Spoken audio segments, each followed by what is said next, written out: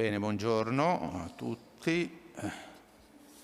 Direi che abbiamo anche oltrepassato il quarto d'ora accademico, quindi è ora di iniziare, anche per non contrarre troppo gli interventi di questa mattina, di questa sessione in particolare, che è la seconda sessione della settima conferenza del dottorato Interateneo Udine Trieste.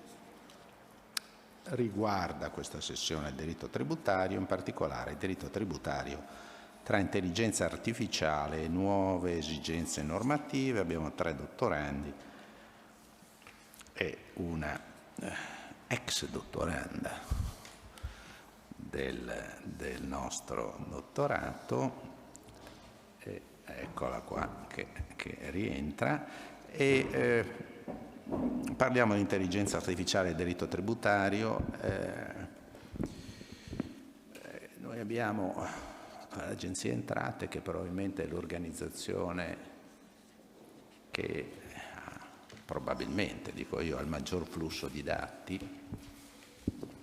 è un ente che probabilmente deve gestire a livello nazionale, quindi non come amministrazione, a livello amministrazione per agenzia, quindi anche con una certa maggior flessibilità, una serie di dati, ha una serie di poteri e anche di recupero di dati molto importante.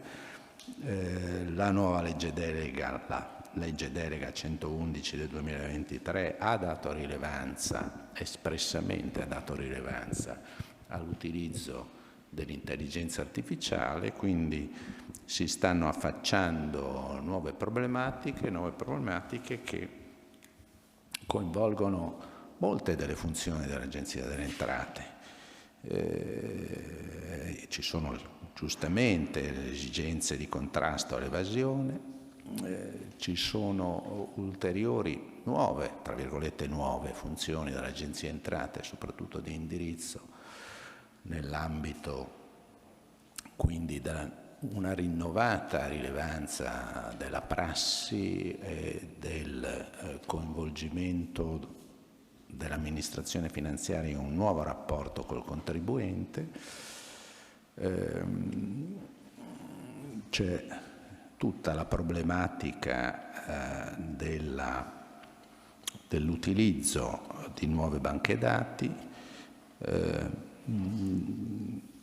quindi il diritto tributario, tutta l'attuazione del diritto tributario è coinvolta da queste nuove tecnologie, che probabilmente ripresentano problemi vecchi in modo rinnovato, e in parte pongono problemi ulteriori in questa perenne dinamica che deve cercare il corretto equilibrio tra le esigenze di contrasto all'evasione e la tutela del contribuente. Direi che possiamo iniziare. Iniziamo dal dottor Antonio Borghetti dell'Università di Brescia, che ci parlerà della fiscalità dell'arte e della irrinviabile introduzione di una disciplina che la riguardi. Prego, dottor Borghetti. Grazie professore, un ringraziamento molto sentito anche agli organizzatori di questo convegno. Io sono molto felice di essere qui e cercherò di collegarmi anche con la relazione dei colleghi che interverranno successivamente per quanto riguarda l'impatto che l'intelligenza artificiale nei controlli, soprattutto quindi nella fase di selezione, poi nell'istruttoria delle verifiche tributarie, può avere anche nel individuare ulteriori e oggi invisibili capacità contributive da parte soprattutto dei collezionisti o di coloro che cercano di vestirsi da collezionisti, da puri collezionisti di opere d'arte. Inizio citandovi il titolo dell'intervento di un contributo dottrinale del vice ministro Maurizio Leo, che prima dell'incarico governativo era avvocato tributarista e molto esperto di diritto tributario, il quale nel 2021, quindi poco prima del suo incarico, scrisse un articolo dal titolo «La necessità di regole più chiare per la tassazione del mondo dell'arte». Oggi in realtà noi, per quanto riguarda soprattutto le imposte dirette e quindi per quanto disciplinato nel testo unico delle imposte sui redditi DPR 917 dell'86, non abbiamo proprio alcuna regola per quanto riguarda la fiscalità specificamente dedicata alle opere d'arte. Mentre nel precedente testo unico, il 597 del 73, noi avevamo anzitutto una disciplina di chiusura, quindi una sorta di ricerca di omnicomprensività della base imponibile, quindi la ricerca di tassare anche redditi occasionali, anche qualsiasi tipologia di reddito diverso, ma in più nell'articolo 78 avevamo una regola specifica per le opere d'arte e i beni da collezione che prevedeva una sorta di presunzione legale assoluta di tassazione dell'opera d'arte ceduta se l'holding period, quindi il periodo di detenzione dell'opera da parte del collezionista, fosse stato inferiore a 2 anni. Quindi una regola tranchant, ma una regola, se vogliamo, anche molto chiara e molto semplice, che in qualche modo con tutti i suoi limiti però agevolava di fatto la certezza dei rapporti giuridici. Con il nuovo testo unico delle imposte sui redditi, il DPR 917 dell'86, salta questo meccanismo, ma salta anche, aspetto più generale, la volontà o il desiderio del legislatore di tassare tutti i redditi. Quindi, lavorando al contrario, il legislatore, salvo qualche norma di semi-chiusura, come appunto nei redditi diversi, la tassazione delle prestazioni di fare o non fare o permettere, però salvo questa norma che è di quasi chiusura ma non di chiusura totale, il legislatore della riforma dell'86 è andato a individuare specificatamente le singole fattispecie da sottoporre ad imposizione, con la possibilità che determinate altre manifestazioni di capacità contributiva possano sfuggire ad imposizione. Nell'attuale assetto, quello che è l'approdo anche giurisprudenziale e in particolare da ultimo con la sentenza della Corte di Cassazione 6874 del 2023, abbiamo una sorta di tripartizione di quelle che sono i trattamenti fiscali alla quale noi dobbiamo assoggettare la cessione di quel particolare bene mobile che è l'opera d'arte. Possiamo avere una mercante d'arte, quindi la situazione più semplice, più basilare, articolo 55 del testo unico delle imposte sui redditi, a reddito d'impresa, chi professionalmente esercita appunto quella attività. A questo, quindi all'impatto sulle imposte dirette, seguiva poi anche l'aspetto relativo all'IRAP e poi ovviamente anche tutto l'assoggettamento all'IVA. Abbiamo poi una figura disciplinata in positivo, che sono le prestazioni occasionali nell'articolo 67 lettera I del testo unico, quindi tra i redditi diversi le prestazioni imprenditoriali però svolte non in forma occasionale. Questi subiscono una imposizione ai fini dell'IRPEF, ma non evidentemente, essendoci occasionalità, dal punto di vista IVA e ancora meno in passato per quanto riguardava l'IRAP. È stata poi individuata dalla dottrina anche prendendo ad esempio la fiscalità negli Stati Uniti, è stato individuato il collezionista cosiddetto puro, quindi il soggetto che acquista l'opera d'arte ma non con l'intento poi di vedere rivalutato il suo investimento e andare a cederlo, ma proprio per detenere e godere dell'opera. Questo ha ingenerato in primis dalla giurisprudenza di merito e poi anche nella Corte di Cassazione andamenti ondivaghi, se non fino all'approdo appunto di questa sentenza del 2023, ribadita in particolare da ultimo con la cosiddetta sentenza Monet del luglio del 2024. L'assetto quindi prevede dal punto di vista delle imposte dirette questa tripartizione che, ripeto, è di, se vogliamo, emanazione dottrinale e poi giurisprudenziale, ma non ha ancora un chiaro assetto normativo.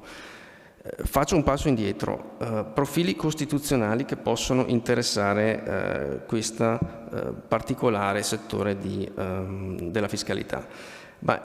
In primis abbiamo, secondo me, l'articolo 9.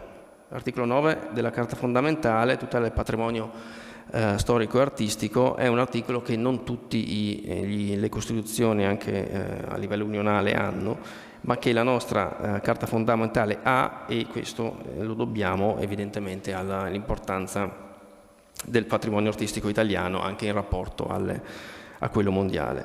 E poi abbiamo anche un 47 che incoraggia e tutela il risparmio in tutte le sue forme. E qui, solo per fare qualche esempio, vi ricordo che al di là della previsione della tassazione proporzionale per la maggior parte dei capital gain, ma vi sono numerosi capital gain che non subiscono proprio alcuna tassazione, perché evidentemente trovano sempre nella Carta fondamentale adeguata copertura. Pensiamo ai PIR che, se detenuti per 5 anni, non subiscono alcuna imposizione, ma pensiamo anche alle plusvalenze derivanti dalla cessione di partecipazioni in start-up o PMI innovative. Quindi lato risparmio più tradizionalmente inteso, noi abbiamo anche delle forme agevolative che detassano completamente determinati investimenti e determinate poi plusvalenze.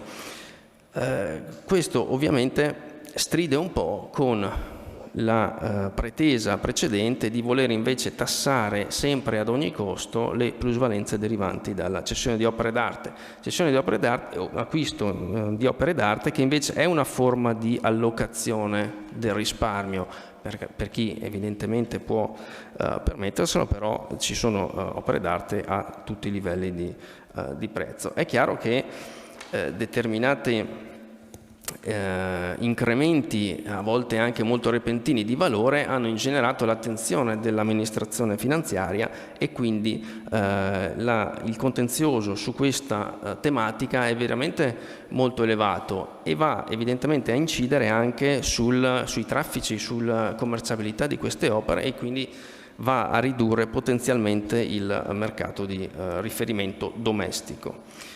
Per quanto riguarda invece l'imposta di successione in particolare, qui troviamo una disciplina parzialmente specifica. Anzitutto abbiamo una disciplina per quanto riguarda l'articolo 13 del TUSD, per quanto riguarda i beni culturali. I beni culturali sono quelli che, passatemi ancora il termine della precedente disciplina, sono stati notificati, quindi lo Stato ha manifestato interesse a che quell'opera, quel bene, non venga esportato al di fuori dei confini nazionali.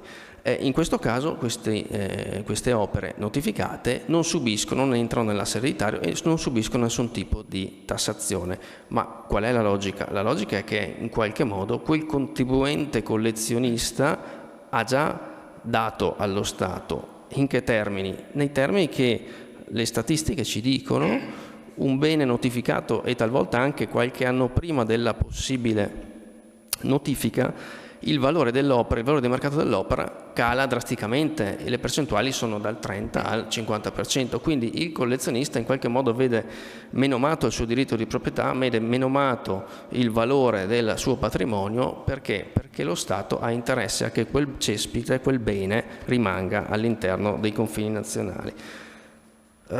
Questo ovviamente va a porre in contrapposizione l'interesse pubblico con l'interesse privato invece a disporre appieno del proprio bene, ma va quindi a vantaggio dell'intera collettività, perché l'opera d'arte è un bene assolutamente particolare che ha delle caratteristiche che impongono che sia maneggiato da mani esperte, e quindi molto spesso i collezionisti cosa fanno? Chiedono ai musei di poter depositare le proprie opere, e questo consente, grazie anche a tutte le attività museali, di far fruire l'opera all'intera collettività. Abbiamo poi, sempre imposta di successione e donazione, la regola generale, che sarebbe la tassazione al valore normale, con tutta la problematica relativa all'individuazione di un valore normale di un'opera, di opere d'arte che sono ex se opere uniche. E poi abbiamo una disciplina, l'articolo 9, che invece è una presunzione legale relativa, quindi superabile tramite inventario, che prevede che le opere d'arte assimilate alla mobilia vengano valorizzate nella misura del 10% del valore dell'asse netto ereditario. Questa è una norma che, a mio avviso, stride con l'utilità dell'opera d'arte, la necessità che l'opera d'arte sia fruibile il più possibile per la collettività, perché è evidente che con l'approssimarsi o magari con determinate malattie che hanno già una data limite, incentiva quasi in modo perverso la costruzione di case caveau dove allocare le opere d'arte per subire una tassazione assolutamente molto, molto bassa. E questo ovviamente va in contrasto con quanto abbiamo detto prima con riferimento alla maggior fruibilità possibile delle opere. Per quanto riguarda l'IVA, noi oggi abbiamo sostanzialmente due aliquote applicabili nel settore dell'arte, che sono quella del 10 e quella del 22%. Abbiamo anche un regime speciale che è un regime del margine. Su questo vado molto veloce. C'è la possibilità, c'è anzi l'obbligo per il legislatore nazionale di recepire una direttiva europea del 2022 volta a ridurre l'aliquota IVA per la cessione delle opere d'arte, direttiva che è già stata recepita da altri ordinamenti come la Francia, e questo, soprattutto nel mercato dei collezionisti, sta già generando numerose problematiche, perché evidentemente avere aliquote diversificate tra paesi anche limitrofi potrebbe generare spostamenti nell'allocazione delle opere.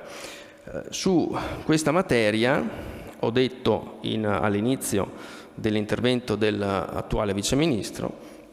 Su questa materia la citata riforma fiscale, legge 111/2023, interviene con numerosi spunti nell'articolo 5 e nell'articolo 7. Nell'articolo 5, per quanto riguarda le imposte dirette a redditi diversi, si va ad individuare la volontà del legislatore di prevedere una disciplina speciale per il mercato per le opere d'arte, per la cessione di opere d'arte. E nell'articolo 7, per quanto ho appena detto, il necessario recepimento della direttiva IVA e quindi la rimodulazione in riduzione delle aliquote. Io, e chiudo, vado verso la fine, ritengo che possa essere giunto il momento per ragionare di un completo statuto fiscale per il settore della fiscalità dell'arte, e non voglio ingigantire o valorizzare eccessivamente questo spicchio della materia, però in un paese come il nostro io credo che non possiamo continuare ad avere un approccio casistico su ogni singola operazione dei collezionisti. La sentenza Monet del luglio 2024 è emblematica e mi dà anche il gancio per dare una sorta, come dire, se posso, di indicazione su quella che è la disciplina positiva che dovrà essere individuata. Nella sentenza Monet il collezionista, tra l'altro roveretano della mia città, ha ceduto un'opera evidentemente molto importante, prestigiosa e generando una plusvalenza di quasi 5 milioni di euro, ma un'opera che aveva acquistato ben 7 anni prima. Allora, voi sapete che lato beni immobili c'è una holding period minimo di 5 anni, oltre il quale, diciamo, il vecchio intento speculativo non si ritiene sussistente. Invece qui la Cassazione ha detto, e la Commissione tributaria di secondo grado di Trento disse, che invece qui c'era un intento speculativo, non era un mercante ma era uno speculatore. E dov'è che è andata ad individuare questi suoi tratti? È andata ad individuarli nei comportamenti, negli atti, ma soprattutto nelle attività. È l'attività del collezionista che va a qualificarlo o meno in una delle 3 tipologie che abbiamo detto prima. Ma anche qui andrebbe, a mio avviso, certamente individuato un holding period, perché l'holding period risolve probabilmente la maggior parte dei problemi, ma certamente non potremo mai dimenticare le attività, quindi determinati comportamenti che il contribuente collezionista pone in essere. Però rispetto a quanto è emerso anche in sede giurisprudenziale, credo che ci siano determinate attività che invece debbano essere, e magari anche in positivo, previste dal legislatore come attività che non generano la presunzione di un intento speculativo, e mi riferisco per esempio all'assicurazione delle opere, mi riferisco alla manutenzione delle opere anche su beni non notificati, anche quindi su beni dove questa non è espressamente prevista per legge, ma mi riferisco anche e soprattutto alla esposizione delle opere, perché in alcune sentenze anche la mera esposizione delle opere, l'inserimento delle opere in catalogo è stata vista ex post dalla giurisprudenza come un'attività volta a valorizzare l'opera con l'obiettivo di incamerare di più di quanto è stato speso per il suo acquisto. Quindi credo che la disciplina, se verrà introdotta, non potrà non tener conto anche di determinate attività che necessariamente sono collegate a questa particolare tipologia di beni. Vi ringrazio.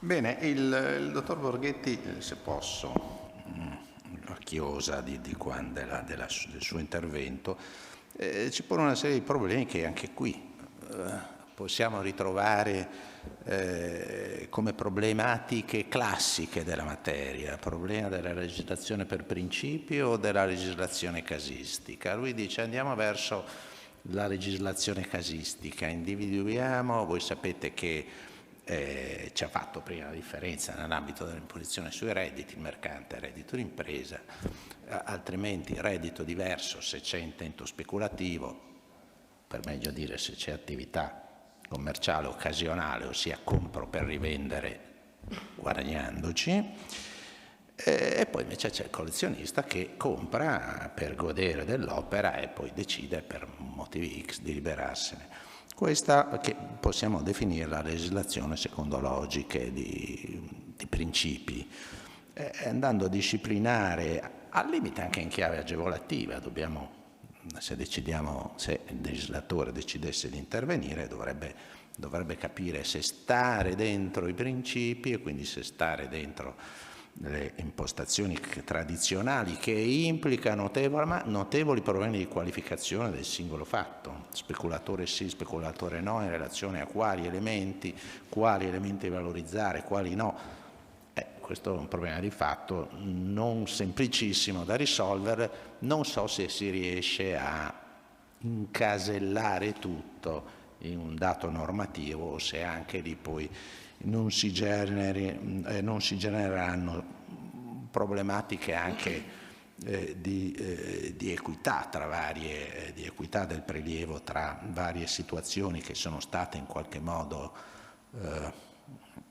poste a discrimine dell'imposizione rispetto ad altre. Quindi il problema è sempre come dire, stiamo dentro logiche di sistema o andiamo nella legislazione casistica, ma non pensiamo che la legislazione casistica sia la panacea. Anche lì sorgeranno, soprattutto perché prassi e giurisprudenza poi, secondo la loro sensibilità, andranno un po' per conto loro.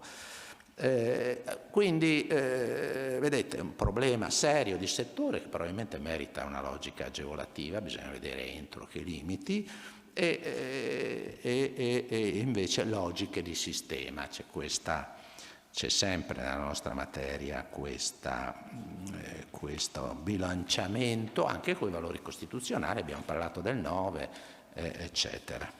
Bene, ringrazio il dottor Borghetti, andiamo subito al dottor Vincenzo Delli Priscoli dell'Università Mercatorum di Roma, che invece entra più direttamente sull'utilizzo dell'intelligenza artificiale da parte del fisco e evidenzia le esigenze di contrasto dell'evasione e la tutela della privacy dei contribuenti. Prego, dottor Delli Priscoli. Buongiorno, mi sentite?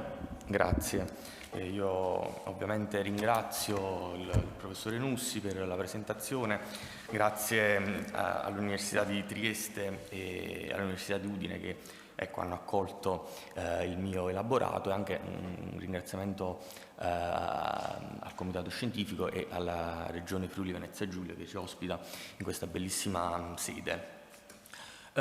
Sì, io mi occuperò appunto in questa relazione della tematica appunto dell'intelligenza artificiale, l'impatto che ha sulla materia tributaria per grosse linee, quindi andando a vedere prima qual è lo stato dell'arte, arte non in senso stretto, ma appunto stato delle cose dal punto di vista normativo, individuando quelli che possono essere un po' i profili problematici che ho individuato e alla fine magari provando a fare qualche riflessione su quelli che dovrebbero essere i presidi a garanzia diciamo della tutela dei diritti del contribuente. Intelligenza artificiale che è entrata ufficialmente, come accennava il professore all'inizio nell'introduzione, già nella riforma fiscale. L'articolo 2 della legge delega stabilisce proprio che il governo delegato dovrà prevenire, contrastare e ridurre l'evasione e l'elusione fiscale anche attraverso la piena utilizzazione dei dati che affluiscono al sistema informativo dell'anagrafe tributaria, il potenziamento dell'analisi del rischio, il concorso alle tecnologie digitali e alle soluzioni di intelligenza artificiale nel rispetto della disciplina dell'Unione Europea sulla tutela dei dati personali. Però se ci pensiamo, già l'amministrazione finanziaria ha a disposizione degli strumenti che in qualche modo le consentono di svolgere un lavoro più semplificato per andare ad accertare maggiori redditi in capo ai contribuenti. Penso agli studi di settore introdotti all'inizio degli anni 90, adesso sostituiti dagli ISA, gli indici statistici di affidabilità. Ebbene, lì sono degli strumenti informatici anche abbastanza potenti che ha a disposizione l'Agenzia delle Entrate, tanto è vero che la norma che l'aveva introdotta aveva anche previsto, ok, puoi utilizzare lo studio di settore, però prima di emettere l'avviso di accertamento convoca il contribuente per il contraddittorio preventivo, perché magari ti potrà spiegare perché in quel determinato anno la sua attività ha dichiarato meno rispetto alla media di settore. Però già quello è un dato importante. E stiamo parlando dei primi anni 90, ma possiamo pensare anche, mi viene in mente la liquidazione delle dichiarazioni, uno strumento degli anni 70, anche lì l'Agenzia delle Entrate con strumenti informatici riesce a andare a evidenziare quelli che sono errori ovviamente superficiali, quindi errori anche abbastanza grossolani, però fa un primo controllo delle dichiarazioni dei redditi appunto con questi strumenti. Diciamo che profili problematici che possono individuarsi in questa, in particolare nella nostra materia, nella materia tributaria, ebbene sono dati innanzitutto da una complessità di gestione delle procedure automatizzate, in quanto ovviamente non è semplice andare a determinare l'imposta o la base imponibile con questi strumenti, soprattutto in sistemi tributari come il nostro, che sono particolarmente complessi. Un altro profilo problematico lo si può individuare nella tendenziale rigidità di questi strumenti di intelligenza artificiale applicati alla fiscalità e quindi chiaramente si innestano sulle scelte di base compiute dall'uomo che ha impostato l'algoritmo su cui essi appunto si basano.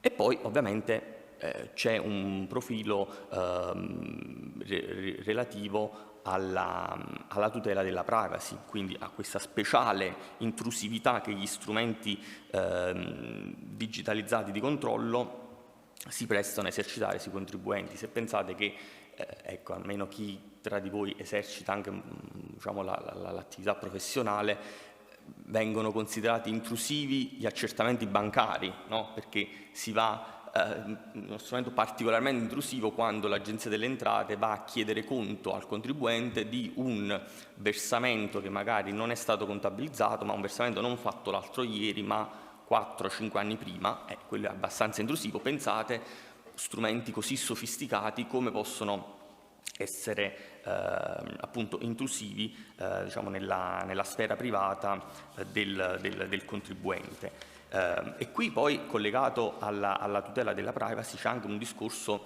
da fare di trasparenza, cioè chiaramente il contribuente che ha ricevuto un atto impositivo che in qualche modo è stato basato in parte o del tutto su strumenti di intelligenza artificiale o comunque strumenti informatici particolarmente sofisticati, è chiaro che deve conoscere tutti i meccanismi dell'algoritmo su cui si sono basati questi controlli che poi sono scaturiti nell'atto impositivo, compresi gli autori, il procedimento di elaborazione, il meccanismo decisionale e i criteri adottati per la valutazione. Quindi accanto alla tutela della privacy io inserirei anche l'aspetto della trasparenza, perché chiaramente, per quanto l'intelligenza artificiale rappresenti un importante strumento di supporto per l'amministrazione finanziaria, essa non può sostituire il processo decisionale umano, che è sempre essenziale per garantire il rispetto appunto dei principi di trasparenza, imparzialità e tutela dei diritti del contribuente. E allora che riflessione possiamo fare diciamo, a margine di questo impianto normativo e anche diciamo, procedurale che abbiamo descritto? Io direi che innanzitutto diciamo, un presidio di garanzia a tutela dei diritti del contribuente deve essere dato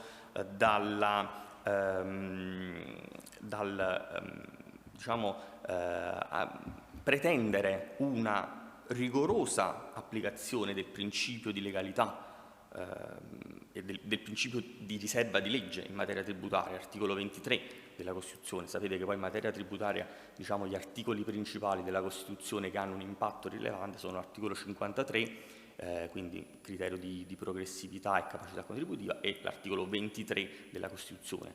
Nessuna prestazione personale o patrimoniale può essere imposta se non in base alla legge. Quindi questi sistemi informatici di intelligenza artificiale devono essere costruiti attorno a un impianto normativo e non ci si può basare su regolamenti, prassi o comunque fonti del diritto secondario. E poi io direi che, ecco, a tutela della privacy, ma in generale dei diritti del contribuente, proprio perché l'Agenzia delle Entrate sta sempre di più utilizzando questi strumenti. Ecco, prima non ho citato il progetto, l'algoritmo Vera, no? Sta per verifica dei rapporti finanziari, anche qui destinato all'analisi del rischio fiscale. È uno strumento già in dotazione dell'Agenzia delle Entrate che si basa sostanzialmente sull'incrocio delle banche dati per andare a individuare contribuenti che sono più a rischio evasione. Quindi, detto questo, io direi che un presidio a tutela sempre dei diritti del contribuente deve essere quello di una tutela più reale, concreta, di quello che possiamo definire lo spazio informatico di pertinenza della persona, quindi deve godere di una protezione assimilata a quella del domicilio. Pertanto anche specialmente nei sistemi diciamo, per i quali il contribuente ha predisposto chiavi di accesso, password, per accedervi, diciamo, non sarebbe una ipotesi, ecco, da trascurabile quella di valutare ad esempio la necessità di un'autorizzazione per accedere, un'autorizzazione giudiziaria per accedere a questo spazio informatico di pertinenza del contribuente, così come si fa ad esempio per l'apertura delle cassette di sicurezza. Quindi io direi che questo è un po' il quadro della situazione. Sapete che in materia tributaria spesso l'Agenzia delle Entrate si avvale di presunzioni che possono essere semplici, quindi dotate dei requisiti di precisione, gravità e concordanza, quindi presunzione da un fatto noto si giunge a un fatto ignoto, in alcuni casi presunzioni legali. Ecco, per chiudere direi che se un giorno dovessimo arrivare anche a dover combattere con quelle che possiamo definire le presunzioni algoritmiche, beh, credo che da un punto di vista giuridico questo sarebbe inaccettabile. Vi ringrazio.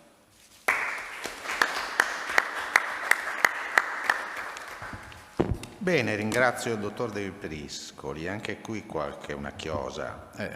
Io non so se un domani con l'intelligenza artificiale l'Agenzia delle Entrate dirà: caro Nussi, il tuo reddito è questo, caro De Priscoli, il tuo reddito è quest'altro. Questo non lo so se ci arriveremo. Ma anche qui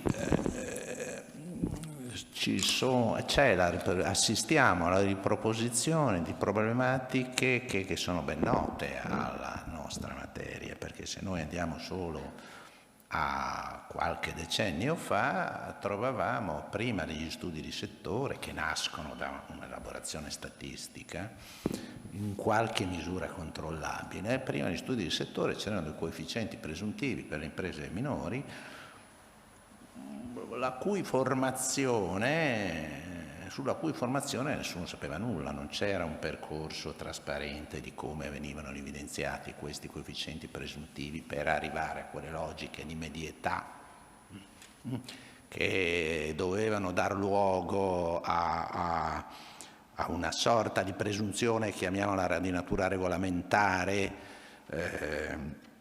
cui il contribuente avrebbe dovuto dimostrare, no? Che la medietà lui non la raggiungeva per una serie di ragioni specifiche. Quindi la logica è sempre quella. Giustamente noi viviamo di presunzioni. L'amministrazione finanziaria utilizza tantissime presunzioni semplici, con l'aggravante che la giurisprudenza ci dice che basta un indizio per giungere a, tra virgolette, probabilisticamente, bisogna vedere a che grado di probabilità, ma ci basta un indizio. All'amministrazione, scusate, basta un indizio per arrivare a un certo risultato probabilistico e forse con l'intelligenza artificiale si potrebbe passare da logiche di medietà molto standardizzate a logiche di miglior personalizzazione della cosiddetta presunzione. Quindi potrebbe esserci effettivamente, se ben utilizzata, un progresso nella logica di contrasto alla evasione dei contribuenti minori, quelli che, come si suol dire, gestiscono la cassa da soli e quindi riescono, tra virgolette, a evadere.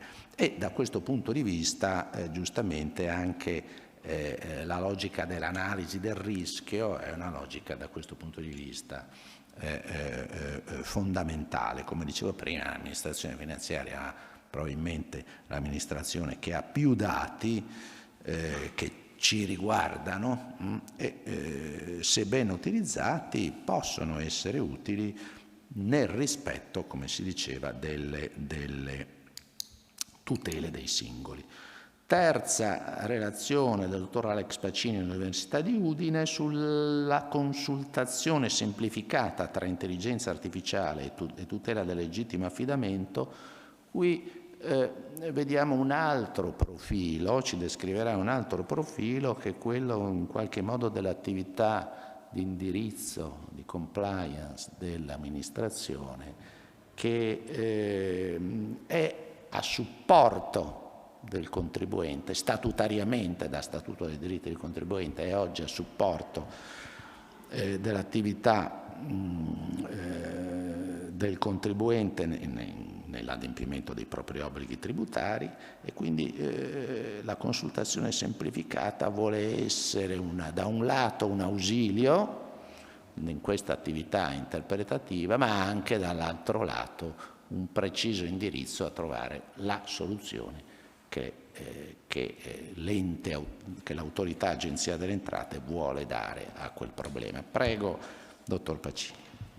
Grazie professor Nussi, è ovviamente un particolare piacere essere presentato dal mio punto di riferimento a livello accademico al debutto, e grazie ovviamente al comitato organizzatore. Tratterò della consultazione semplificata appunto andando prima a vedere quali sono le applicazioni dell'intelligenza artificiale e di come il suo impiego sia stato in qualche modo ridimensionato all'interno del processo legislativo che ha portato alla codificazione dell'articolo 10 nonies dello Statuto dei diritti del contribuente, per poi tentare di analizzare i rapporti con l'istituto del legittimo affidamento e quali rischi, quali opportunità deriveranno da questo rapporto. Il decreto legislativo 219 del 2023, in attuazione della legge delega alla riforma fiscale, ha introdotto nello Statuto dei diritti del contribuente l'articolo 10 nonies, rubricato consultazione semplificata, in un'ottica di deflazione del carico delle istanze di interpello che pervengono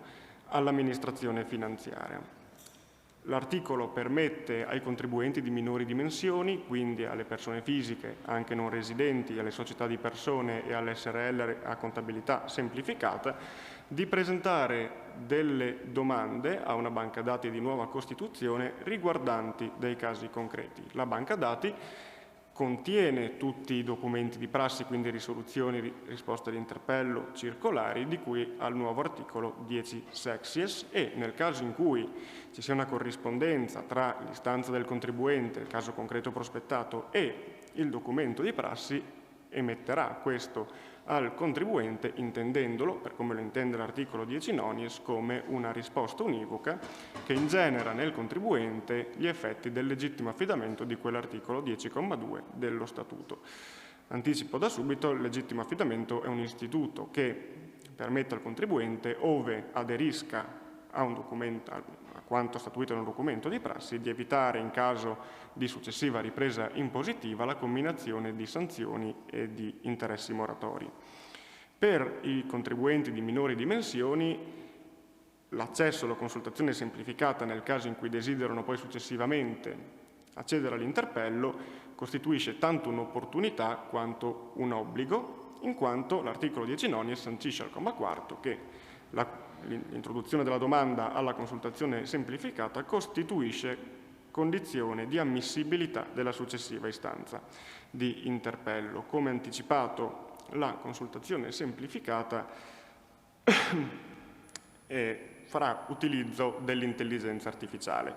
Tuttavia, il suo ruolo sembrava maggiore per quanto prospettato dalla legge di delega 111 del 2023, la quale delegava il governo a subordinare l'ammissibilità della domanda di interpello all'interrogazione di un servizio di interlocuzione rapida, il quale proprio come denominazione, piuttosto che a una banca dati, rimandava a un chatbot, quindi ad un sistema in grado di interiorizzare il caso concreto postogli dal contribuente, di confrontarlo con i documenti a sua disposizione, quindi con l'ambiente, e a generare un output specificamente centrato sul caso concreto del contribuente, quindi espressamente di risposta. In questo caso si sarebbe configurata una sorta di pre-interpello vero e proprio, quindi in grado di conferire un parere al contribuente. In questo senso si sarebbe anche prospettato per l'amministrazione finanziaria un obbligo di motivazione della risposta. Questo perché, oltre alle normative sovranazionali derivanti dalle IAC, dal GDPR, ma anche dalle raccomandazioni OCSE per l'utilizzo dell'intelligenza artificiale, proprio per la natura dell'interlocuzione rapida, in quanto ponendosi come parere comunque reso al contribuente, avrebbe dovuto rendere necessario allo stesso comprendere le argomentazioni sottese alla indicazione che gli veniva fornita, anche per decidere scientemente se poter aderire o meno all'indicazione. In questo caso sicuramente la risposta però sarebbe stata univoca se motivata. Inoltre nella legge di delega era inserito un espresso riferimento all'utilizzo dell'intelligenza artificiale, riferimento che è venuto meno nell'articolo 10 nonies e che vede la consultazione semplificata come uno strumento che utilizza sì l'intelligenza artificiale ma in maniera più semplice, limitandosi a interiorizzare comunque la domanda e il caso concreto posto dal contribuente, ma al solo fine di andare a trovare il documento di prassi più attinente alla risposta e generarlo al contribuente, il quale dunque in quanto persona, soggetto umano, rimane in qualche modo il protagonista del procedimento, in quanto sarà comunque lui a dover comprendere e a dover interpretare il documento di prassi. Tant'è che anche l'articolo 10 nonies non sancisce che la banca dati fornisce la soluzione al contribuente, ma che la banca dati consente al contribuente l'individuazione della soluzione al quesito interpretativo. Anche la stessa relazione illustrativa al decreto legislativo 219 sancisce che il contribuente è supportato nella ricerca della soluzione, quindi sarà sempre lui comunque a dover giungere a poi trarre la conclusione. Tuttavia, comunque, in caso di individuazione della soluzione del documento di prassi da parte dell'amministrazione finanziaria, l'articolo 10 nonies ci dice che genera una risposta univoca e che dalla stessa derivino gli effetti del legittimo affidamento. A ben vedere si tratta di una soluzione dal punto di vista degli effetti sistematica rispetto all'eventuale produzione dei più pregnanti effetti dell'interpello. Infatti l'interpello vincola totalmente la successiva attività impositiva dell'amministrazione finanziaria, che dunque non potrebbe nemmeno successivamente riprendere l'imposta. Invece il legittimo affidamento, disciplinato dal 10,2, sancisce che non sono irrogate sanzioni né richieste interessi moratori al contribuente qualora egli si sia conformato a indicazioni contenute in atti dell'amministrazione finanziaria. Ecco, nel caso di specie, comunque, nel caso in cui vi aderisca, il contribuente non fa altro che conformarsi a indicazioni contenute in atti dell'amministrazione finanziaria. Quindi appare un impianto sistematico volto anche ovviamente ad evitare perdite di gettito per l'amministrazione finanziaria e per le casse dell'erario. Questo perché comunque è uno strumento di nuova costituzione e quindi ci si può anche prospettare degli errori. Potrebbe accadere che la consultazione semplificata emetta ad esempio una risposta più favorevole rispetto a quella corrispondente al caso concreto proposto dal contribuente, che comunque godrà degli effetti del legittimo affidamento, ma potrebbe anche accadere che il contribuente, attraverso i suoi consulenti, cominci a conoscere, a studiare le parole chiave da introdurre nella consultazione semplificata al fine di ottenere la risposta a sé più favorevole, anche semplicemente cercando di formulare la domanda in maniera molto scarna o molto bizantina. Inoltre un ulteriore rischio può derivare dal fatto che la risposta sarà sì sempre certa, almeno per quanto riguarda l'ambito dell'interpello e il rapporto con l'interpello, perché sappiamo che l'istanza di interpello è ammissibile solo ove ricorrano condizioni di obiettiva incertezza e in assenza l'assenza di obiettiva incertezza avviene ogni qualvolta è stato già emanato un documento di prassi corrispondente al caso concreto posto dal contribuente. Quindi nel caso di specie, essendoci un documento di prassi emesso dalla consultazione semplificata, vuol dire che l'amministrazione ha già in qualche modo risposto e pertanto che comunque vi sarebbe stata un'inammissibilità della risposta dell'istanza di interpello. Ma la risposta non sarà però sempre per forza univoca, in quanto l'atto interpretativo, l'atto di prassi dell'amministrazione comunque rimane soggetto a interpretazione e non potendosi prospettare un doppio grado di rapporto col fisco, quindi un accesso all'interpello per ottenere maggiori chiarimenti, si può prospettare che il contribuente sia portato in qualche modo a interpretare l'atto a suo favore. In questo caso ci si può aspettare dunque una successiva ripresa impositiva da parte dell'amministrazione e che nel caso in cui riguardi solo le imposte non creerà nessun tipo di questione, ma nel caso in cui dovessero riguardare anche sanzioni e interessi moratori porterebbe l'amministrazione finanziaria a dover sostenere un onere probatorio molto rilevante. Questo perché non potrebbe limitarsi ai fini del superamento del legittimo affidamento a dimostrare l'erroneità dell'interpretazione dell'amministrazione finanziaria, ma dovrà andare a dimostrare l'impossibilità del contribuente di trarre quel determinato comportamento dall'atto di prassi ricevuto, che si tratta ovviamente di un onere altissimo per l'amministrazione finanziaria. Da questo punto di vista, dunque, vista anche il vincolo alla successiva attività impositiva, ci si può aspettare da una parte una deflazione come desiderato del carico di istanze di interpello che pervengono al contribuente, ma dall'altra parte ci si può anche aspettare forse un aumento, visti i rischi prospettati, degli atti impositivi e conseguentemente dei contenziosi che vedono parte l'amministrazione finanziaria. In ogni caso, comunque, c'è da dire che l'istituto della consultazione semplificata si pone con maggiore favore per il contribuente rispetto all'articolo 6, comma 5 ter del decreto legislativo 472 del 97, un'altra norma di nuova Costituzione, in quanto la consultazione semplificata comunque pone al contribuente una tutela a monte, ex ante, fornendogli dunque una certezza nell'agire economico e successivamente nell'agire dichiarativo, mentre l'articolo 6,5 ter, pur evitando al contribuente sanzioni ed interessi moratori, pone una tutela a valle, quindi sancisce che non è soggetto a sanzioni e interessi moratori il contribuente che, essendo incorso in un errore per condizioni di obiettiva incertezza, successivamente aderisca a un successivo documento di prassi attraverso dichiarazione integrativa nel termine di 60 giorni. Ponendo dunque una tutela a valle, obbliga il contribuente a una sorta di rincorsa rispetto all'agire dell'amministrazione finanziaria e dunque ad adeguarsi alle continue interpretazioni per non dover incorrere in sanzioni ed interessi.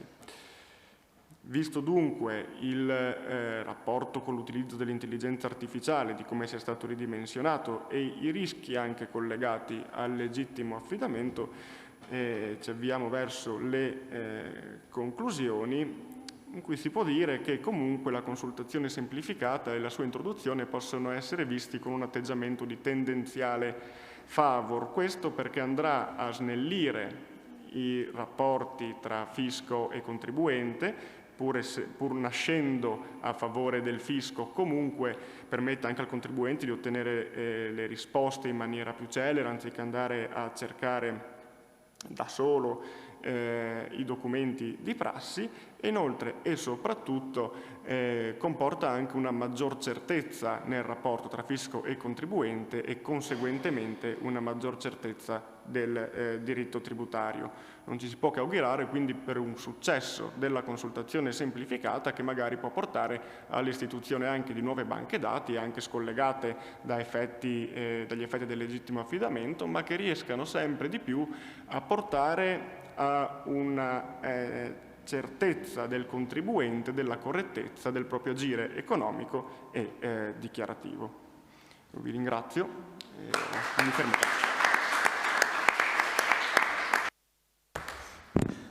Ecco, come ci ha spiegato il dottor Pacini,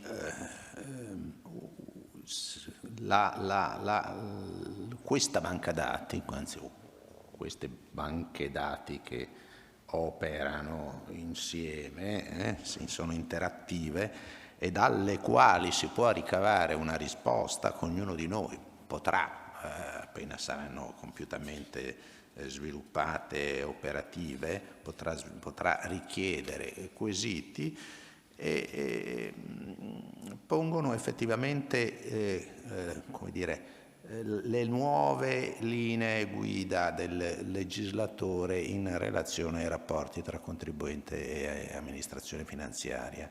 Questa normativa fa parte di un gruppo di disposizioni statutarie che valorizzano, forse in modo eccessivo, la rilevanza della prassi, quindi dell'orientamento dell'Agenzia delle Entrate che appunto assume addirittura statutariamente un'attività di indirizzo interpretativo, di ausilio interpretativo, che però, come dicevo prima, è anche di indirizzo interpretativo, e in questo modo condiziona anche tutte le logiche dell'affidamento, tutte le logiche che sono riconducibili a quella che più volte il dottor Pacini ha individuato come oggettiva incertezza. Bisogna capirci, probabilmente l'oggettiva incertezza della normativa tributaria è richiamata in moltissime disposizioni, ma va oggi probabilmente intesa in modo diverso rispetto al passato, perché il legislatore ha detto, se è intervenuta l'amministrazione finanziaria, l'affidamento e quindi la non punibilità a livello sanzionatorio è condizionata a una serie di comportamenti attivi del contribuente una volta che l'amministrazione si è pronunciata. Ci richiamava prima l'articolo 6,5 ter della legge generale sulle sanzioni amministrative. Quindi il comportamento che fino a un certo giorno era un comportamento non punibile diventa punibile se non c'è un ravvedimento, chiamiamolo così, quindi un'azione attiva del contribuente che rimedia, si accorge, non si sa come, del nuovo orientamento dell'amministrazione. Dobbiamo stare tutti attenti perché abbiamo 60 giorni per attivarci, eventualmente rimediare, dichiarare integrativamente, e solo a quel punto non ci saranno sanzioni. Questa norma presenta qualche criticità anche di carattere costituzionale. Detto questo, andiamo all'intervento finale della dottoressa Alessia Sborriavacca, che è stata dottoranda e poi è dottoressa di ricerca in questo corso, in questo dottorato interateneo, e oggi continua la sua attività di ricerca presso l'Università di Trieste. Ci parlerà del ruolo dell'intelligenza artificiale nel futuro del fisco. Prego Alessia. Grazie della parola, e tra l'altro mi fa molto piacere anche ritrovarsi qui insieme a distanza di qualche anno. Diciamo, il dottorato era l'altro ieri, mi sembra, e tra l'altro a parlare di nuovo di tematiche che in parte avevo anche un po' visto nel percorso dottorale, perché anche lì, diciamo, la tesi poi confluita anche in un libro, riguardava la discriminazione qualitativa dei redditi.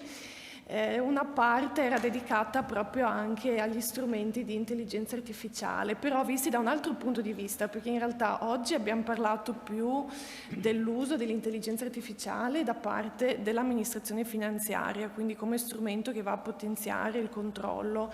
E qui io poi mi sono segnata qualche osservazione, perché essendo sia accademica sia poi professionista, operativa, diciamo, ci sono un po' di rischi e di incertezze, c'è parecchi rischi e incertezze su cui secondo me vale la pena soffermarsi, no? Però l'uso, diciamo, dell'intelligenza artificiale, tutto quello che riguarda software, robot e, diciamo, il mondo così più di questo genere, che per noi giuristi effettivamente non è forse molto familiare ancora, ma dovrà diventarlo, può essere anche appannaggio delle imprese, anzi sempre di più lo è. E quindi c'è un altro tema, cioè come diciamo, considerare l'utilizzo dell'intelligenza artificiale da parte dell'impresa nell'ottica di una tassazione maggiorata per quelle imprese che utilizzano hardware o software che inglobano strumenti di questo genere. E mi fa piacere tornare su questo argomento, perché ho visto che in realtà, appunto, a distanza ormai di qualche annetto, da quando appunto avevo iniziato a considerare il tema, c'è stata una fortissima evoluzione di questi sistemi di intelligenza artificiale, soprattutto dopo l'impulso, secondo me, anche da tutta la fase del Covid, che ha reso evidente la necessità di utilizzare in maniera preponderante strumenti tecnologici. E quindi, diciamo, secondo me, ecco, è un buon momento per riprendere questo discorso e fare un po' un confronto. Il problema, diciamo, di base è più o meno sempre lo stesso, cioè il fatto che si può utilizzare lo strumento, diciamo, software di intelligenza artificiale per rimpiazzare la forza fisica, cioè il lavoro umano, il capitale umano, che è uno dei fattori produttivi all'interno di un'impresa. Questa situazione, diciamo, fino a qualche anno fa era percepita, forse ancora non molto attuata e concretizzata, adesso invece mi sembra molto più evidente, soprattutto perché adesso anche noi stiamo sperimentando l'utilizzo di software di intelligenza artificiale che stanno diventando molto più comuni e accessibili al pubblico. E da questo punto di vista al tempo, ed è un tema ancora attuale, si discute se introdurre una tassazione specifica, appunto maggiorata, per quelle imprese che utilizzano questa tipologia di strumenti, perché evidentemente ci troviamo in una situazione dove la forza umana, la forza lavoro viene in qualche modo non utilizzata perché c'è una preferenza per uno strumento di intelligenza artificiale, che poi bisogna anche vedere, diciamo, come effettivamente funziona, perché anche qui c'è tutto un tema dietro di programmazione, però questo magari è più un discorso, diciamo, per gli ingegneri. Il tema critico per noi è diciamo, capire se da questo punto di vista l'utilizzo di questi sistemi di intelligenza artificiale può costituire la base, cioè può essere una base giuridica per riconoscere una maggior capacità contributiva in capo a chi svolge un'attività economica e quindi può giustificare diciamo, una maggiorazione delle imposte essenzialmente nei loro riguardi, e poi anche capire e individuare quale potrebbe essere l'elemento che, diciamo, fa attivare questa maggiore capacità contributiva, cioè qual è il presupposto imponibile. E questi sono tutti temi, diciamo, molto delicati, no? Perché il tutto si basa su un'idea effettivamente socialmente condivisibile, cioè il fatto che c'è un effetto sostituzione tra umano e robot, essenzialmente. Però diciamo che bisogna anche capire poi come strutturare una norma, nel senso possiamo pensare ad imprese dove effettivamente c'è il lavoratore che viene licenziato perché magari viene utilizzato un software che fa il suo lavoro. Ad esempio, sempre per parlare della differenza in quest'arco d'anni che è passato dal dottorato, adesso sono molto in voga le segreterie di intelligenza artificiale, quindi non serve più avere, magari forse anche sì, però diciamo in molti casi non serve più avere la persona che lì fisicamente risponde al telefono, certi servizi possono essere svolti direttamente da questi appunto servizi di segreteria online. Quindi potrebbe essere licenzio la segretaria per utilizzare questo software, ma possiamo immaginare anche la situazione dove io semplicemente non assumo una segretaria e utilizzo il software. E allora in quei casi l'evento rimpiazzo, quindi sostituzione umano-robot, non si verifica. E quindi io devo capire, diciamo, idealmente come legislatore devo capire diciamo, come concretizzare, come definire, come tradurre in norma un evento di questo tipo. E poi c'è anche un altro problema, sempre diciamo non di poco conto, cioè il fatto che chiaramente il diritto tributario, secondo me, diciamo, uno tra quei diritti assolutamente più economici, che cerca di stare un po' al passo con le realtà economiche, però qui siamo di fronte a un tipo di evoluzione molto rapida, quindi bisogna capire cosa intendiamo per hardware, software, robot, intelligenza artificiale e via discorrendo, e mettere dei confini. Quando, diciamo, l'utilizzo di questo strumento effettivamente diventa un sostituto dell'attività umana, quando invece va solo a coadiuvare o a potenziare le capacità di ognuno di noi. E questi, diciamo, secondo me sono due temi su cui ancora si discuterà a lungo, anche perché appunto, diciamo, già un po' di anni fa erano così all'attenzione, e con l'evolversi delle tecnologie vedo che si ripropongono sempre costantemente. Anche perché c'è un tema, di fatto noi giuristi e anche economisti, perché siamo un po' misti, veniamo a contatto con queste realtà, però effettivamente non riusciamo ad entrare dentro, perché sono competenze effettivamente di ingegneri informatici. E allora qui mi collego con alcune osservazioni rispetto a quello che si è detto prima, no? Un tema, diceva il collega, era la trasparenza nell'uso degli algoritmi. Secondo me qui non riusciamo ad arrivare a una trasparenza come la intendiamo, come la vorremmo intendere, cioè a capire come si arriva da una serie di dati all'output finale. Uno, perché non sappiamo nemmeno quali dati vengono messi dentro questo algoritmo. Due, perché in realtà tante volte sono gli ingegneri stessi che non sono in grado di governare l'algoritmo una volta creato. C'è il problema delle black box, effettivamente questo diciamo è ancora più evidente quando parliamo di strumenti di intelligenza artificiale, quindi diciamo non solo il software che fa qualcosa quando io gli do un input, ma il software di autoapprendimento. Cioè io diciamo come vediamo anche con i software attuali, non so, penso che tutti più o meno abbiamo sperimentato l'utilizzo di ChatGPT per dire diciamo il software base, lì effettivamente dovrebbe in teoria autoalimentarsi almeno la versione Pro, però è chiaro che non sono più in grado di tracciare una linea retta da dove sono partito e poi da dove arrivo. E questo può essere, diciamo, sicuramente è un grosso problema per il contribuente nel momento in cui si trova a doversi eventualmente poi difendere a fronte di atti che potrebbero essere automatizzati, soprattutto nella motivazione, controlli di cui non si capiscono molto bene le motivazioni. Adesso ad esempio ho visto appunto dall'esperienza professionale che sono molto in voga tutta una serie di controlli sulle cosiddette false partite IVA, che risulta essere diciamo, anche uno degli orientamenti ultimi segnati dal governo. Diciamo, va benissimo ovviamente come tipologia di controllo, però quando materialmente noi apriamo l'atto e lo leggiamo capiamo che non c'è assolutamente diciamo, nessuna reale motivazione a questo tipo di controllo, o almeno diciamo, in quelli che mi sono capitati erano estremamente superficiali. E questo diciamo, rappresenta una criticità, perché ovviamente poi il contribuente si trova a doversi difendere, ma come può difendersi di fronte a un atto prodotto da un software di questo genere?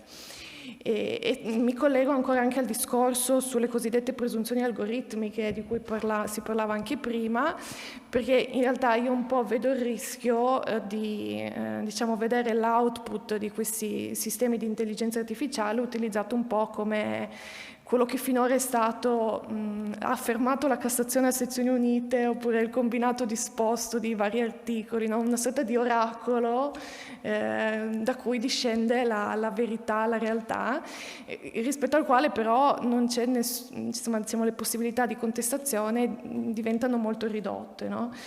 Pur sapendo però in realtà che i contenuti diciamo, di quello che produce il software, almeno adesso non mi sembrano ancora precisi. Io sto sempre, diciamo, anche per capire un po' gli studenti come utilizzano questi sistemi, chiaramente vedo strafalcioni di ogni genere da questi sistemi di intelligenza artificiale, quindi è da prendere molto molto con le pinze. E infine una questione relativa alle banche dati, perché anche qui sarebbe bellissimo avere una banca dati, diciamo, unica che contenga, diciamo, le informazioni in maniera ordinata, che siano, diciamo, ricercabili e che abbia anche una certa interoperabilità con le altre banche dati di cui fa uso l'amministrazione finanziaria. Però anche qui io credo che la strada sia estremamente lunga. Ho provato a utilizzare una delle ultime banche dati che ha messo a disposizione la giustizia tributaria con tutte le varie sentenze, diciamo, digitali, quindi quelle degli ultimi 4-5 anni.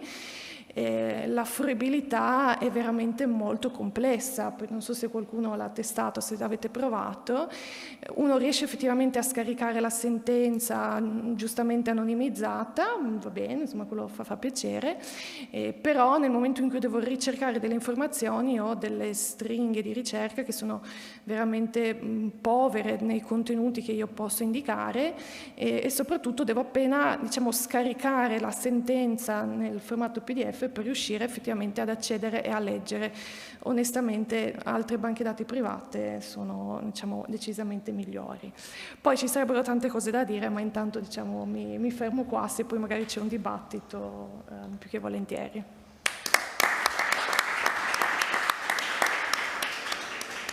Bene, allora... Pardon, mi stavo dimenticando del microfono. Ringrazio Alessia, gli stimoli sono tanti, a iniziare da quello sulla tassazione dei o in funzione dei robot, molto interessante, effettivamente è una questione che prima o poi si porrà. Altra questione che mi passa di capire è quella della cosiddetta riserva umana. Ma che ce ne facciamo del risultato che ci deriva dall'intelligenza artificiale? Certo il funzionario, come dire, il funzionario dell'Agenzia Entrate si ritrova un prodotto sul tavolo e forse anche lui non ci capisce niente di come si è arrivati a quel risultato, quindi anche lui forse non riesce a smontarlo, che sia a vantaggio o a svantaggio dell'amministrazione, non è detto che sia sempre a vantaggio dell'amministrazione. Il problema, visto dall'amministrazione, è la semplificazione, visto dal punto di vista del contribuente, è che tutela ho da questo in relazione a questo esito, che non è conoscibile nel suo formarsi, e quindi il problema è sempre lì, riserva umana e riserva umana anche in relazione a quella che potrebbe essere dopo, che potrà essere dopo il controllo giurisdizionale. E quindi che se ne fa il giudice di quel risultato, come lo controlla, come lo valuta. Queste sono tutte cose che oggi come oggi non riusciamo ancora a comprendere al meglio, non riusciamo a prevedere. Se volete siamo aperti per un brevissimo, siamo stati puntualissimi, prima del coffee break capisco questa esigenza, ma se volete, se c'è qualche domanda, i vostri colleghi sono qua, pronti a rispondere. Io per una curiosità, dottor Borghetti, il sistema che si è delineato...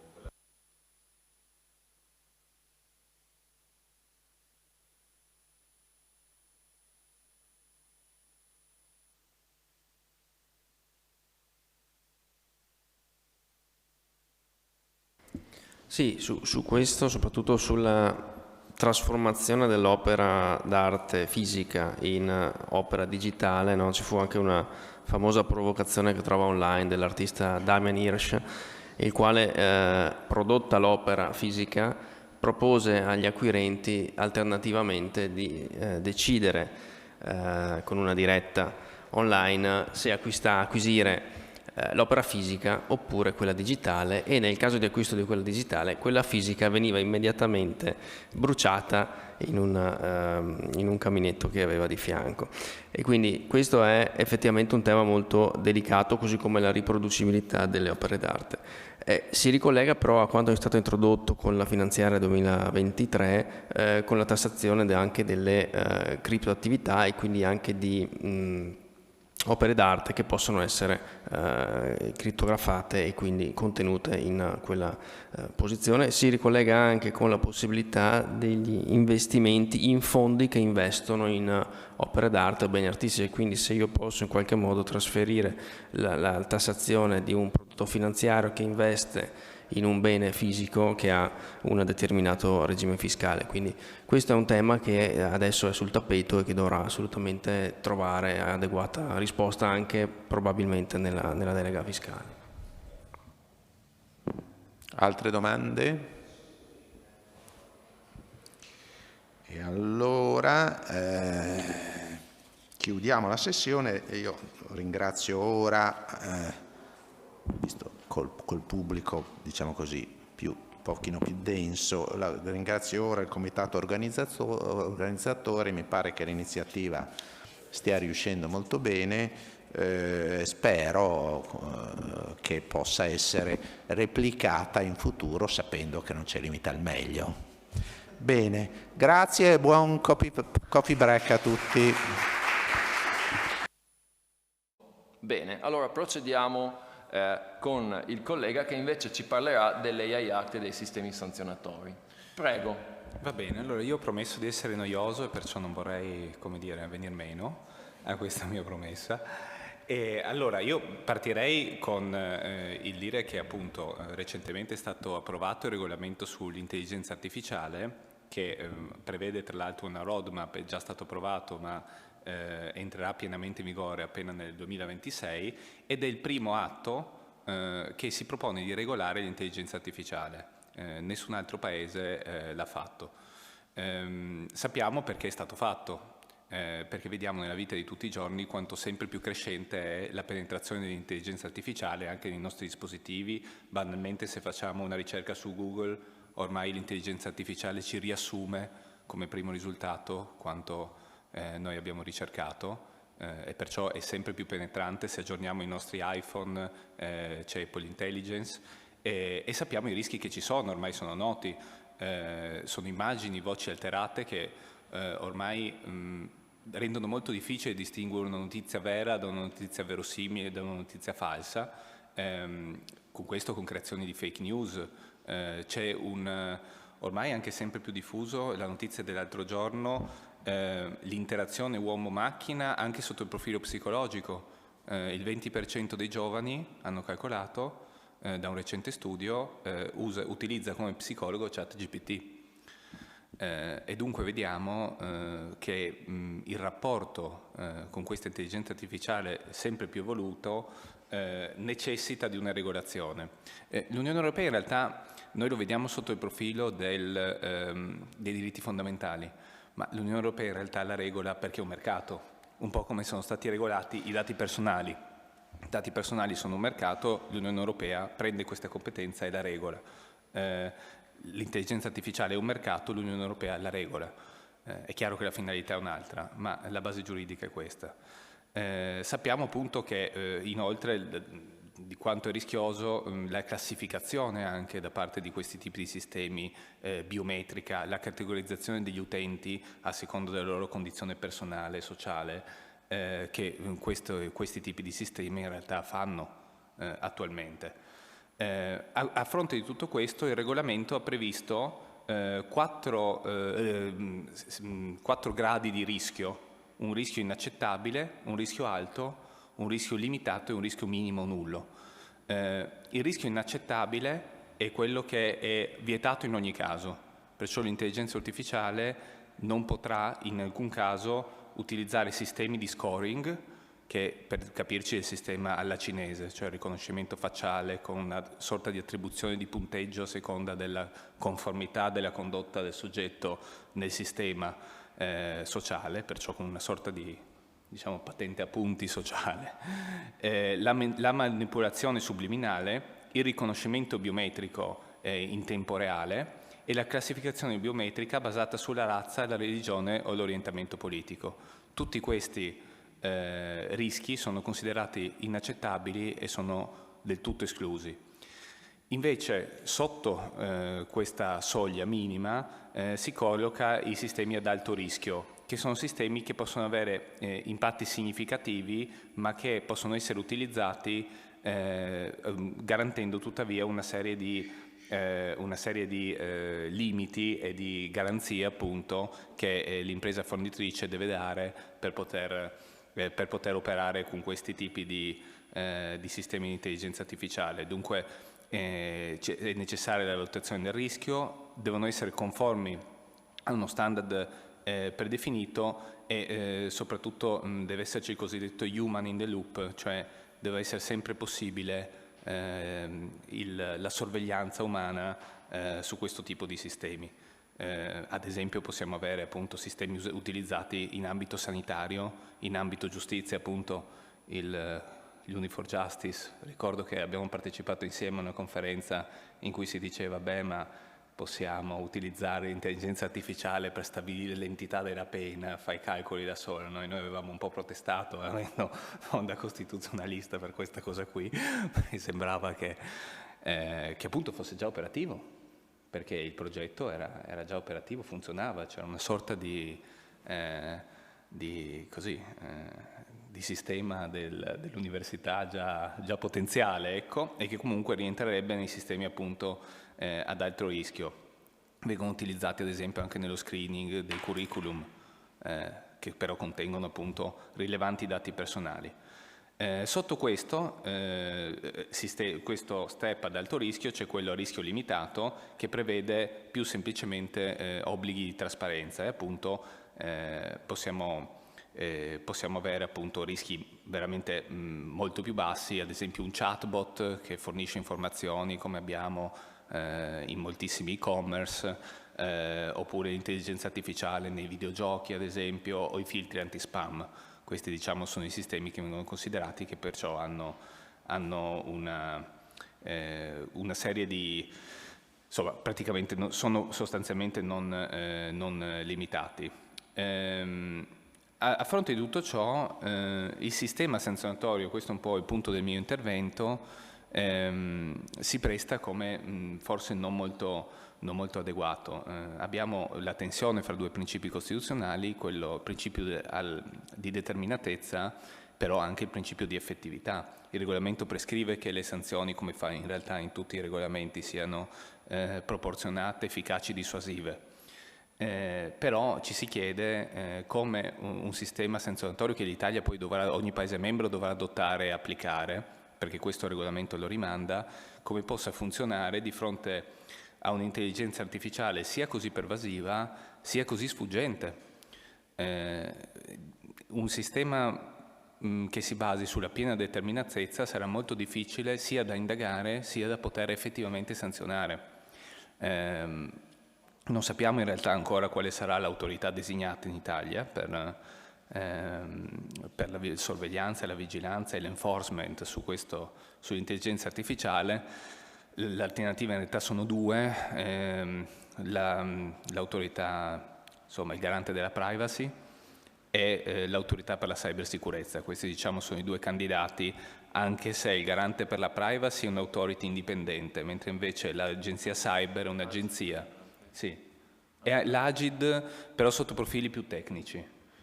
Sembra che, perché ovviamente sono tutte cose che ancora non ci sono, ecco. Forse come garanzia dei diritti il garante privacy forse garantisce qualcosina in più che un'agenzia che alla fine è dipendente dal governo, ecco, per quanto abbia rilevanti, ma secondo me anche nella scelta dell'ente, se vogliamo, dell'autority piuttosto che dell'agenzia, c'è il problema fondamentale, cioè il problema è quello, da un lato, di avere competenze sui diritti e dall'altro lato di avere competenze tecniche per poter effettivamente indagare su sistemi di cui noi possiamo parlare ma che richiedono delle professionalità molto, molto specifiche, perciò in qualche modo far collaborare il giurista con l'informatico, cosa che sicuramente non sarà molto semplice. Inoltre c'è una responsabilità indiretta, si parla di responsabilità indiretta dell'uomo rispetto ai danni causati dall'intelligenza artificiale, perché ricordiamo che l'intelligenza artificiale è generativa, perciò anche chiamare a rispondere qualcuno di un'intelligenza artificiale che agisce per conto suo sicuramente crea un nesso di causalità che è molto sfilacciato e sarà molto difficile ricondurre la condotta del creatore e dello sviluppatore ai danni che poi concretamente l'intelligenza artificiale abbia potuto causare, appunto perché l'intelligenza artificiale viaggia da sé. Diciamo in questo senso però sono nate, questo è un po' forse se vogliamo forse un possibile approdo che ci potrà essere in questo senso. E innanzitutto sono nate delle intelligenze artificiali che sorvegliano altre intelligenze artificiali.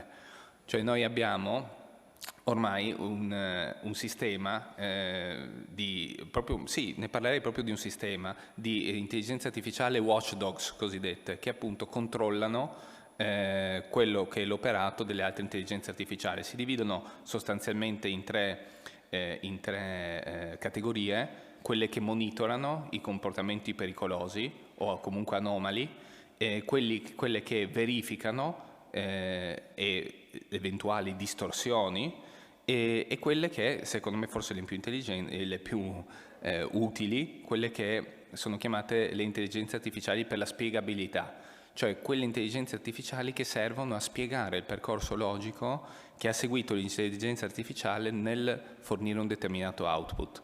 E questo sicuramente potrà essere un approdo possibile per fornire di strumenti, proprio un sistema sanzionatorio che altrimenti corre il rischio di rimanere solo sulla carta, del tutto ineffettivo.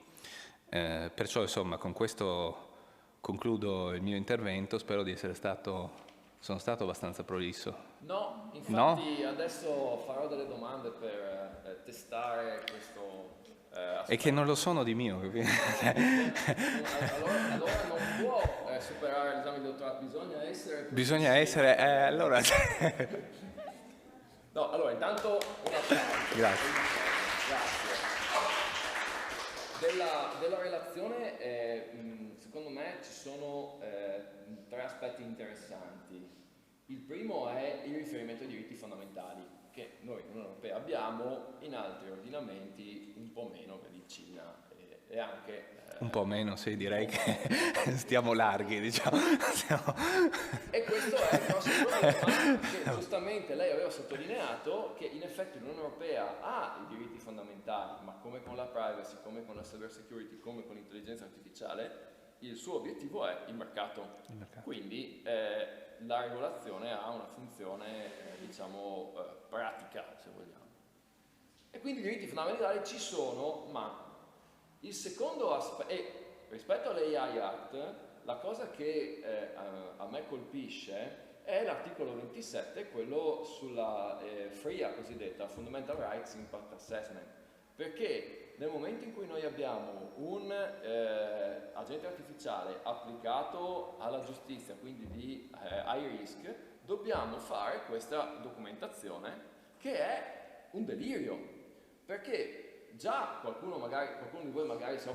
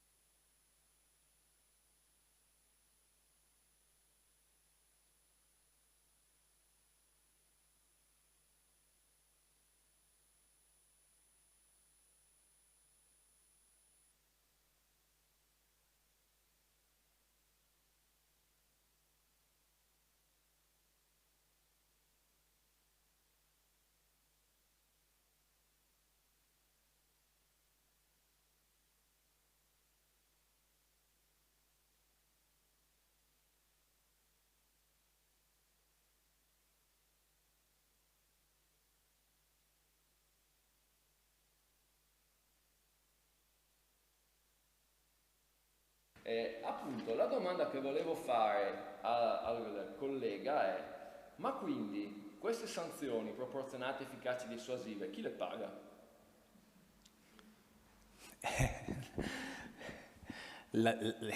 Teoricamente nel caso di ChatGPT OpenAI, cioè nel senso l'azienda fornitrice del servizio, teoricamente.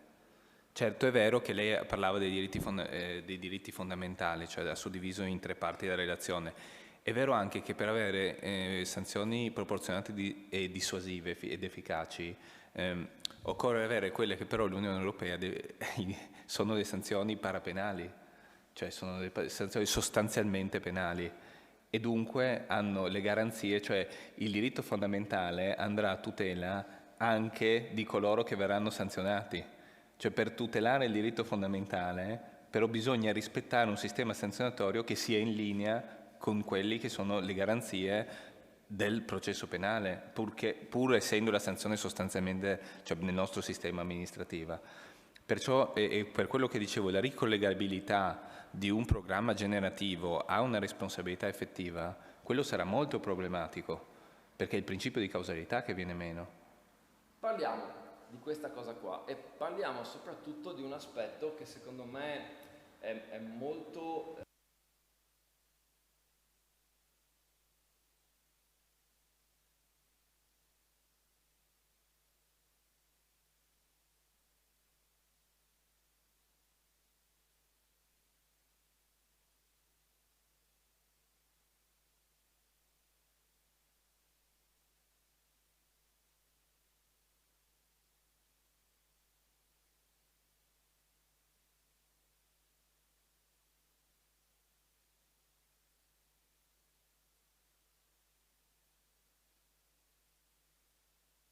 se c'è una personalizzazione oltre a un certo livello, il fornitore diventa, la Corte d'Appello diventa Certo, l'autorità sì. giudiziaria. E che è una sorta di responsabilità oggettiva quasi, infatti, a quel punto del fornitore, che però per una sanzione non può essere, perché il principio di colpa comunque esiste. Adesso faccio una domanda cattiva ai vostri colleghi. Immaginate di essere No, tutto carta. Visto? Questa è la risposta. Torniamo alla carta.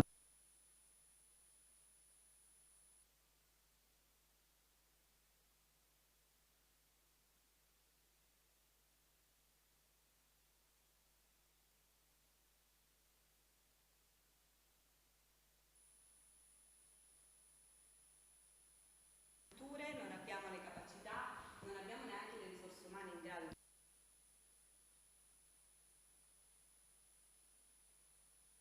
la strada.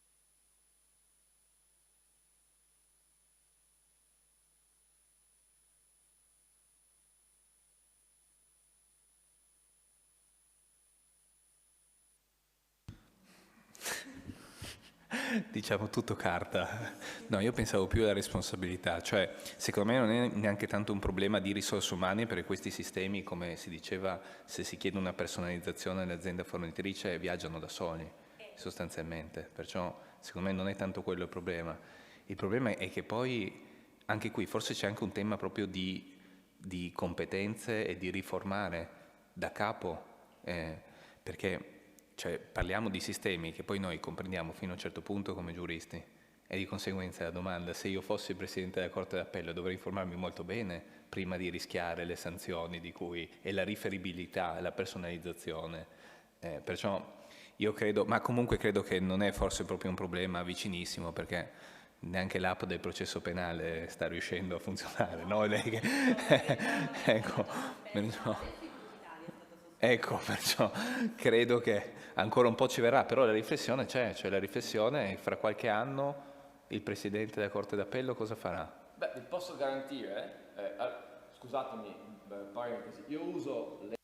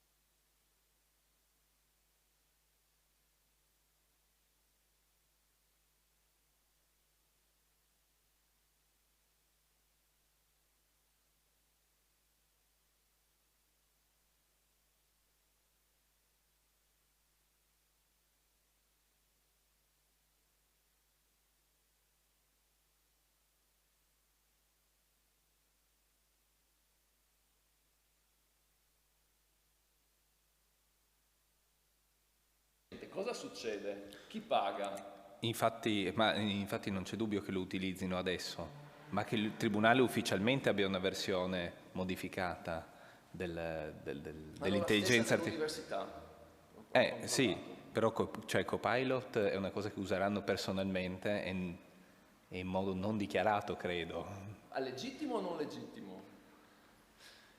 Dipende che dati mettono dentro. Torniamo al problema delle competenze. Sì.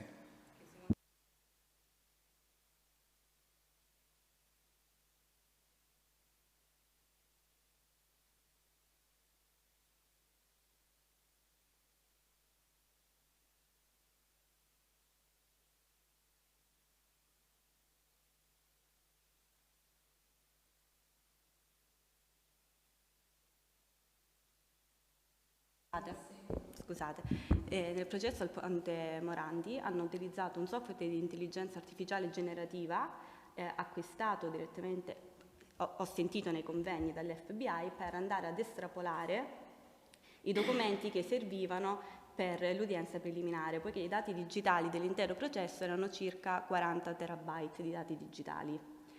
E lì però poi si pone anche un problema, perché innanzitutto bisognerebbe capire come viene utilizzato i dati di input che tu hai messo, se hai dato anche la possibilità agli altri operatori del processo di poterne usufruire, e lì anche però se tu sbagli o comunque tu sostanzialmente, e se quel sistema non è, diciamo, calibrato, io adesso utilizzo un termine inappropriato, ma giusto per capirci, se non è calibrato bene, lì anche l'eventuale responsabilità di dati che potevano servire non sono rimasti nel fascicolo del pubblico ministero, di cui nessuno si accorgerà perché abbiamo una mole sostanzialmente inumana, perché nessuno può andare a controllare. Ecco, lì in quel caso a chi ascriviamo la responsabilità?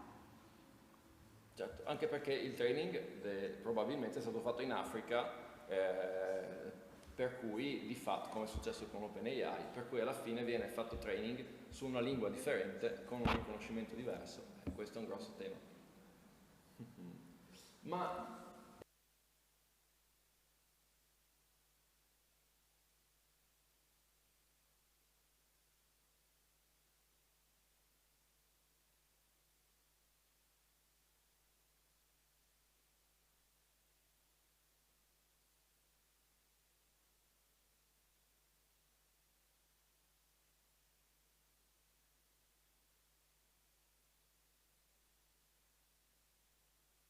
interessarsi alle sanzioni è molto particolare, mi ha colpito questo focus.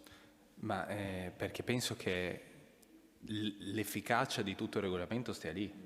Cioè una norma senza sanzione è soft law, cioè quasi non è una norma. Che è il segnale, quindi. Abbiamo peccato un po' di segnale. Di conseguenza io vedo i problemi pratici applicativi di questo regolamento che secondo me sono veramente interessanti e saranno sicuramente il futuro dei prossimi dibattiti, ma molto difficili da superare,